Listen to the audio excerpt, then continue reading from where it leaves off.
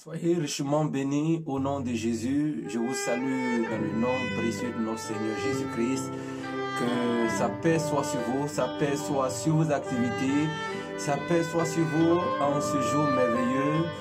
Je suis votre serviteur Aoulou de l'école de guerre spirituelle. Et ce jour, Dieu me fait la grâce de partager un thème avec vous. Le thème que nous allons aborder après la prière sera intitulé « Comment vaincre la trahison ». Mais avant de continuer, je voudrais remercier le Seigneur pour tous ces hommes de Dieu qui prêchent la parole de Dieu sur les réseaux sociaux, sur YouTube. Je veux bénir le Seigneur pour toutes les églises dans le monde qui soutiennent l'œuvre de Dieu, pour tous les travailleurs. Je veux bénir le Seigneur aussi pour tous les chrétiens qui sont éprouvés. Je veux bénir le Seigneur pour ce qu'il fait dans nos différentes nations. Je suis dans la joie en ce jour de partager ce temps merveilleux avec vous. Que Dieu soit votre guide. Permettez-moi de prier pour la parole de Dieu. Je bénis ton nom, Seigneur, pour ta parole. Je bénis ton nom pour nos vies. Je bénis ton nom pour nos familles. Je bénis ton nom parce que ta parole nous fait du bien. Merci parce que tu nous as convoqués encore pour nous bénir, pour nous restaurer. Et que toute la gloire te revienne à jamais. Au nom de Jésus-Christ. Amen. Amen. Donc, je suis depuis votre studio préféré, Harmonie Divine. C'est ce studio dans lequel nous faisons toutes nos émissions. Cela a été conçu spécialement pour nous et pour l'avancement du règne de Dieu. Donc, comment vaincre la trahison? Je voudrais au passage vous dire que la trahison fait partie de la grande famille des démons mystères. Qu'est-ce qu'un démon mystère? Dieu nous permettra un jour de parler un peu de ça, mais retenez en résumé que, sinon de façon résumée, que les démons mystères sont les plus petits démons dans le royaume de Satan, dans l'organisation de Satan. Mais c'est bizarre, ils font aussi le plus grand travail. Pourquoi? Parce que ce sont eux qui ouvrent la porte à tous les autres démons que vous connaissez. Les démons mystères sont très subtils. Ils se manifestent par le caractère et par les émotions. D'où la difficulté à les chasser. Exemple, la paresse, c'est un démon mystère. La négligence, c'est un démon mystère. La peur, c'est un démon mystère. La honte, c'est un démon mystère. Le doute, c'est un démon mystère. Bon, exemple, tout ce qui est vilain caractère, ces esprits peuvent se cacher en bas pour se manifester. Nous aurons l'occasion de parler de cela un jour. Et ce sont ces esprits-là qui ouvrent la porte à tous les autres esprits afin qu'ils visitent les vies, qu'ils visitent les familles. La trahison, qui est notre thème de ce jour, fait partie des démons mystères. Pourquoi? Parce que, regardez, la trahison peut attirer dans la vie d'une personne les démons de suicide. La trahison peut attirer dans la vie d'une personne les démons de meurtre. La trahison peut attirer dans la vie d'une personne même la sorcellerie, vous voyez.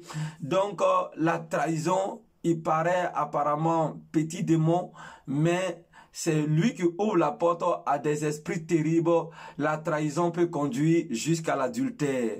Que Dieu te bénisse. Donc, quand nous lisons la parole de Dieu, notre période dans laquelle nous nous trouvons est celle de l'enlèvement de l'Église. Et Jésus a déjà parlé de ça dans le livre de Matthieu, chapitre 24, verset 10. Il a dit comme ça que dans ce temps-là, les choses seront tellement difficiles, la période sera tellement difficile que plusieurs succomberont, ils se trahiront, se haïront les uns les autres. Donc, cela veut dire que nous sommes dans un temps où les gens vont beaucoup se trahir. Et vous qui me suivez déjà, je sais que vous avez eu déjà pas mal d'expériences d'actes de trahison qui ont été commis par certains de vos proches, certains de vos amis.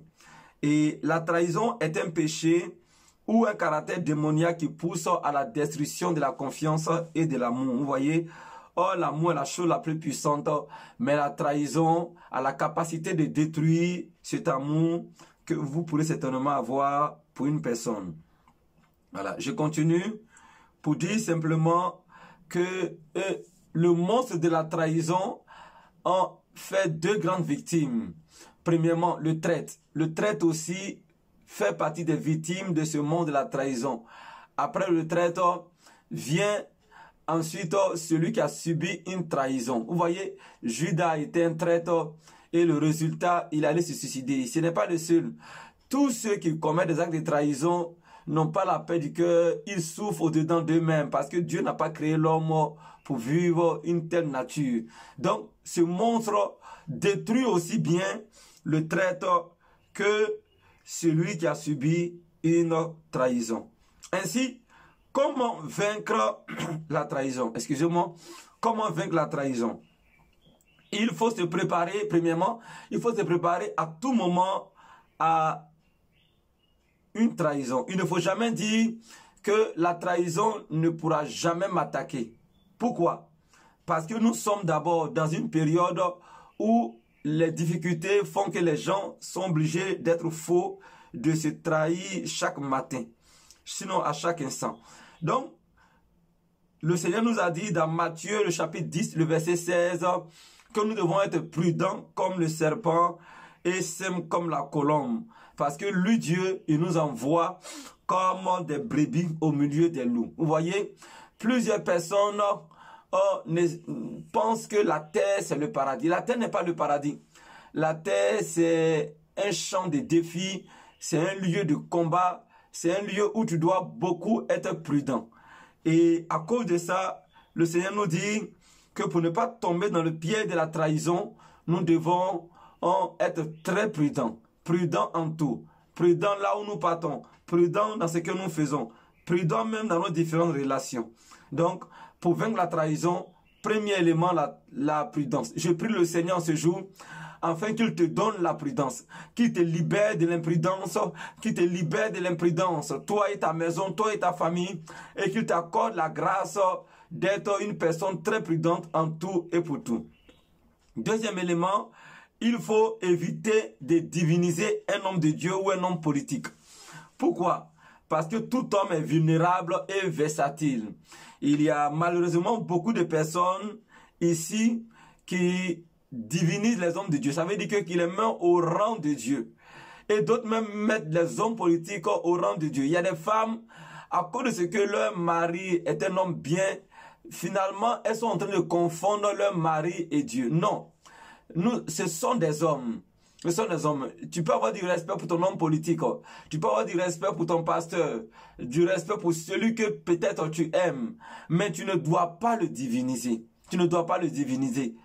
Parce que la Bible nous a dit dans Jérémie 17, verset 5, que maudit soit celui qui se confie dans l'homme, qui prend la chair pour son appui et qui se détourne qui détourne son cœur de l'Éternel.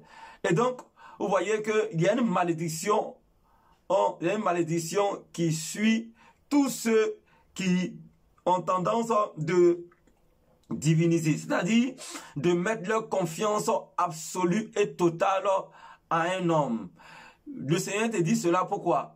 Parce que ces personnes-là, un jour le diable pourrait les utiliser ou bien elles peuvent être dans un temps de faiblesse et ainsi elles seront, n'est-ce pas, des canaux. Elles seront des canaux pour détruire votre vie, pour briser votre joie.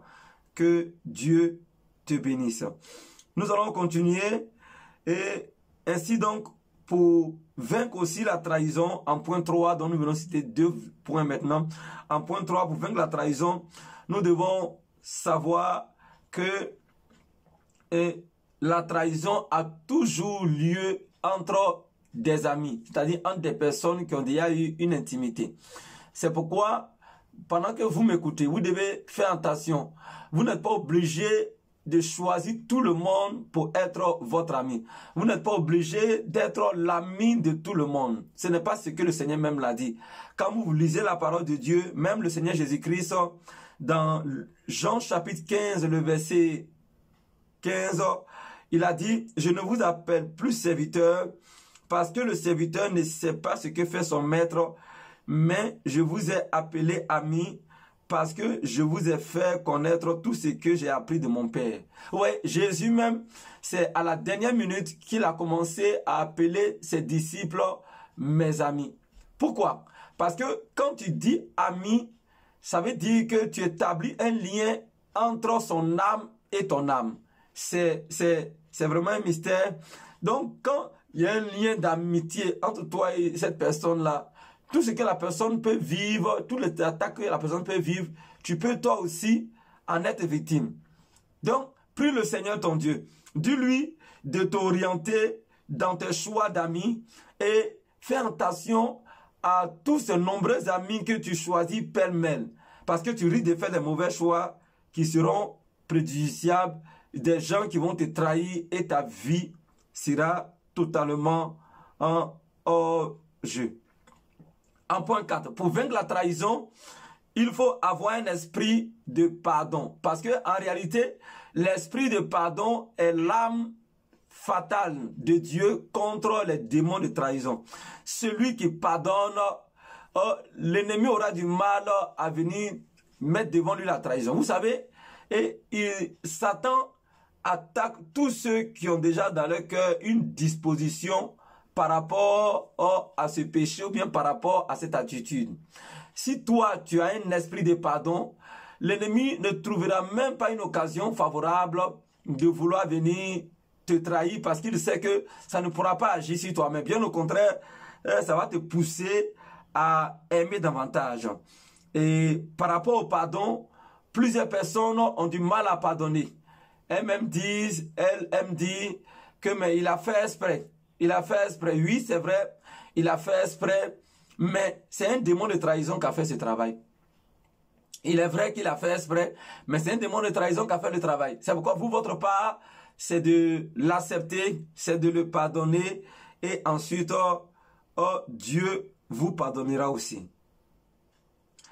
Dans Matthieu chapitre 18, versets 21 à 22, on dit, alors Pierre s'approcha de lui et dit, Seigneur, combien de fois pardonnerai-je à mon frère lorsqu'il péchera contre moi?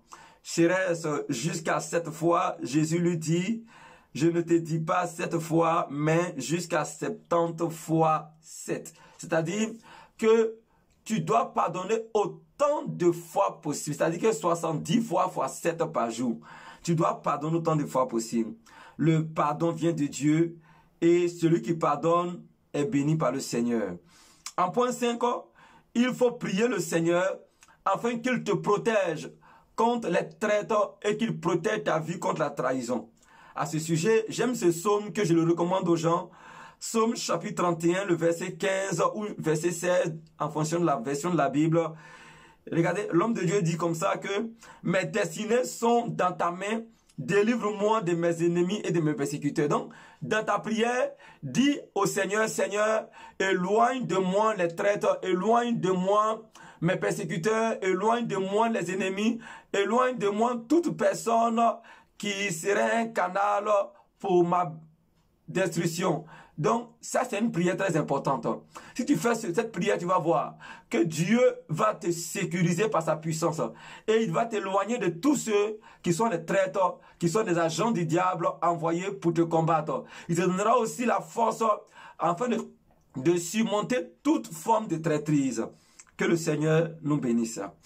En 6e point, vous devez savoir que pour vaincre la trahison, sachez que la Bible dit, ne vous y trompez pas, dans Galates 6, verset 7, ne vous y trompez pas, on ne se moque pas de Dieu, ce qu'un homme aura sémé, il le moissonnera. Donc, dans ce passage, Dieu veut nous dire que celui qui trahit sera trahi.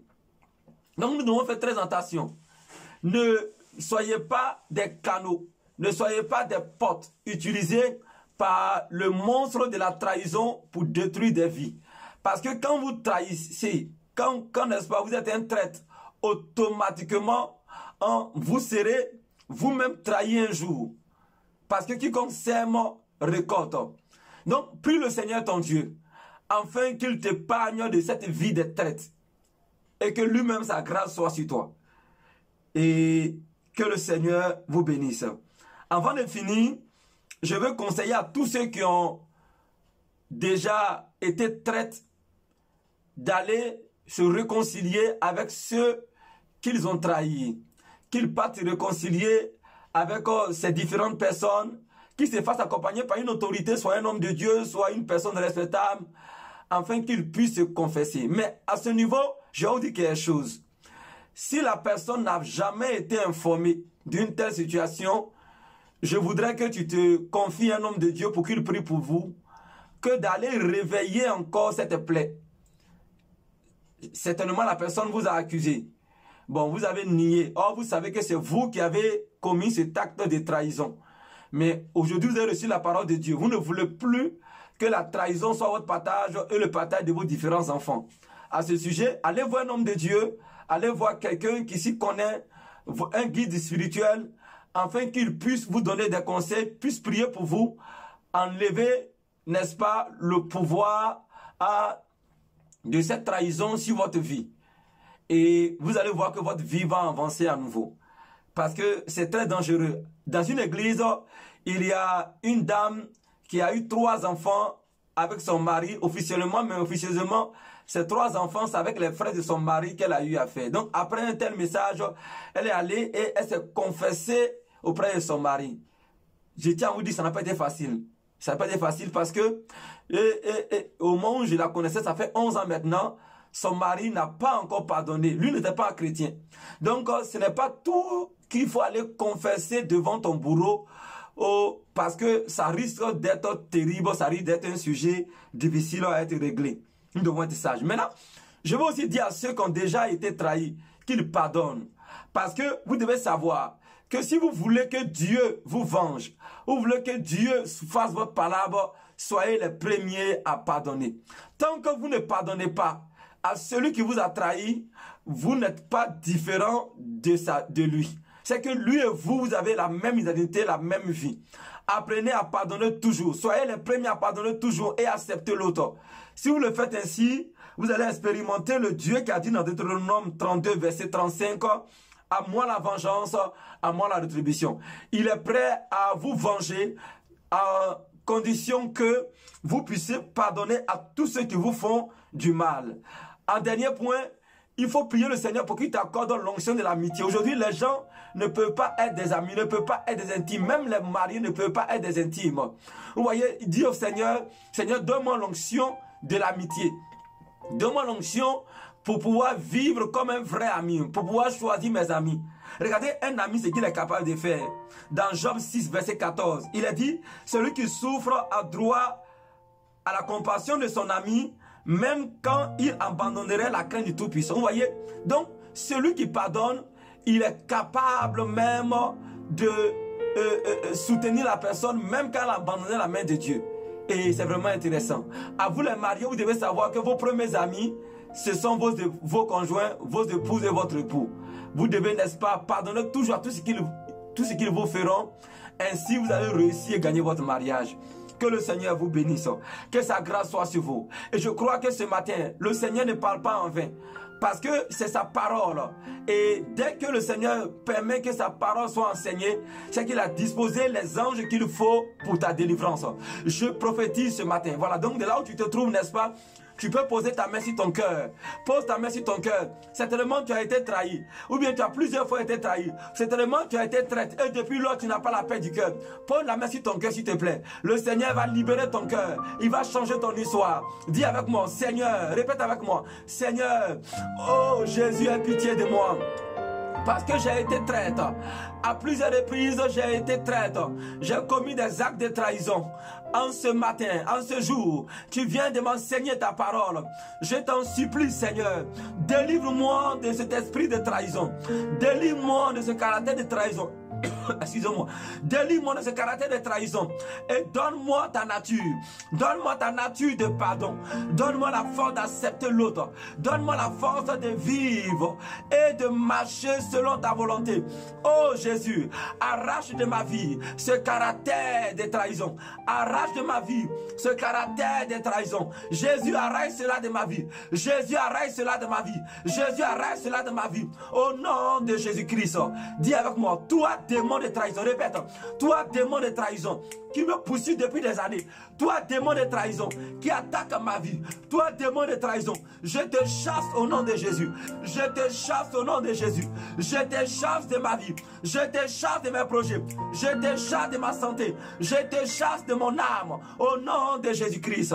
Amen. Amen. Que Dieu vous bénisse, que sa grâce soit sur vous et recevez la paix de Dieu chez vous. Voilà, partagez cette vidéo avec des amis et je sais que le Seigneur va nous donner la victoire sur la trahison. Avant de vous quitter, n'oubliez pas de vous abonner à notre chaîne préférée, votre chaîne préférée YouTube, École des guerres spirituelles, mais aussi de visiter notre groupe Facebook, École des guerres spirituelles, qui est une école en ligne pour le combat spirituel et pour comprendre les choses du Saint-Esprit. Bien, et pour tous ceux qui voudraient nous rencontrer, vous pouvez nous joindre ou nous envoyer des témoignages. Vous pouvez nous joindre au plus 225, excusez-moi, plus 225 67 67 09 67 et aussi au plus 225 40 40 72 07. Lui, c'est un numéro WhatsApp, plus 225 40 40 72 07, c'est un numéro WhatsApp. Et l'autre numéro, c'est un numéro simple, plus 225 67 67 09 67. Recevez la paix de Dieu chez vous. Soyez richement bénis et rendez-vous encore à d'autres moments de prière avec notre Seigneur Jésus-Christ. Merci beaucoup.